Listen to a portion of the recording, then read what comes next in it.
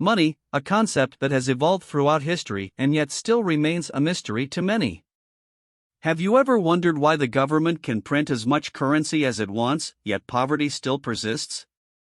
Why is the value of $1 equal to 81 rupees, and who decides this? And why do we agree to this? The answer to these questions lies in understanding what money truly is and how it has evolved over time. In the beginning, people used to trade goods for goods. But as time passed, people started to use things that wouldn't deteriorate easily, like gold, as a means of exchange. However, carrying gold around and ensuring its security was inconvenient.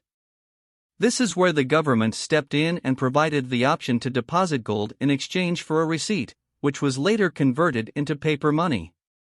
But what is the value of this paper money? In reality, it is just a piece of paper, but its value increases when the government promises that you can go anywhere in India with this money and receive the exact same amount that is written on it. This is the difference between normal paper and currency. The governor of India promises this by signing the currency, which gives it its value. So, why doesn't the government just print more money to solve poverty? When the government prints more money, the value of each rupee decreases and inflation increases. As a result, the prices of goods and services also increase, making it harder for people to buy what they need. The only time the government can print more money is if the resources and services increase at the same rate, otherwise, it will only lead to inflation. In finance, everything comes back to demand and supply. When you go to a fruit shop and see that the price of apples is higher than bananas, it means that the demand for apples is higher than the supply. The same applies to all goods and services in the market. Companies set prices based on the demand for their products, and the prices increase or decrease based on the demand and supply.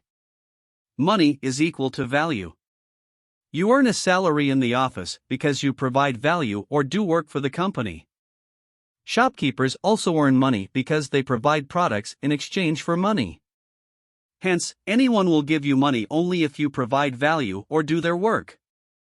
US dollar. What made the US dollar become the global currency? The US dollar gained global dominance after World War II when many countries adopted the US dollar as their currency, or pegged their currency to the US dollar. This made the US dollar the preferred currency for international trade, and eventually led to its widespread use as the global currency.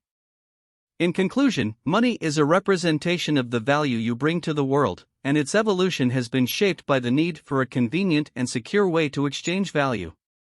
The government's role in printing currency is to regulate the supply of money, but it's crucial to understand that just printing money won't solve poverty or improve the economy.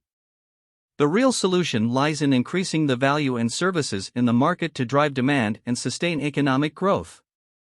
If you enjoy my content and want to stay updated on future videos, please don't hesitate to hit the subscribe button and join our community.